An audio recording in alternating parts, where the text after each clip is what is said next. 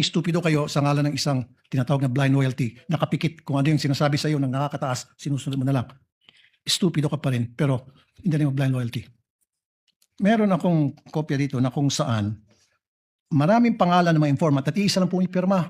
So if you're a normal or average person, papalag ka na naman. Teka muna, Kernel, bakit ganito? Bastusan na to, lokohan to. Yung iba-ibang mga pangalan pero isa lang pong ipirma. Hindi ko nagtaka. Honestly, nakakagalit yung ginawa kay witness, guys.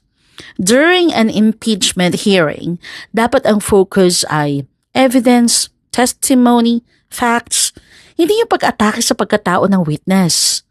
Kung may sinabi ang witness na hindi nagustuhan ni Senator Tulfo, then challenge the statement. Prove it wrong. Present evidence. Pero yung tatawagin siyang stupid? Come on.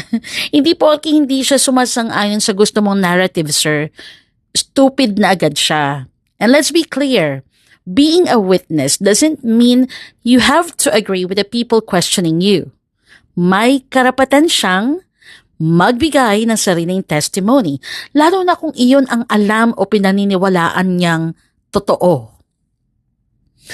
Ang mas nakakadismaya dito, parang mas madaling insultuhin ang witness kaysa sagutin ang mismong substance ng testimony niya.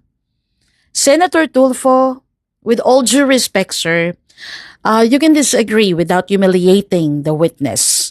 You can question her credibility without calling her stupid.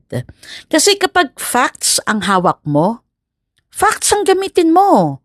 Hindi kailangan ng pang-iinsulto, hindi kailangan ng intimidation, at lalong hindi kailangan ng blind loyalty na sinasabi mo, sir. Impeachment is supposed to be about accountability and truth, not about protecting whoever you happen to support. Hindi ito kampihan, hindi ito sino ang kakampi ko. Ang tanong dapat, ano ang ebidensya? Ano ang totoo? At sino ang nagsasabi ng katotohanan?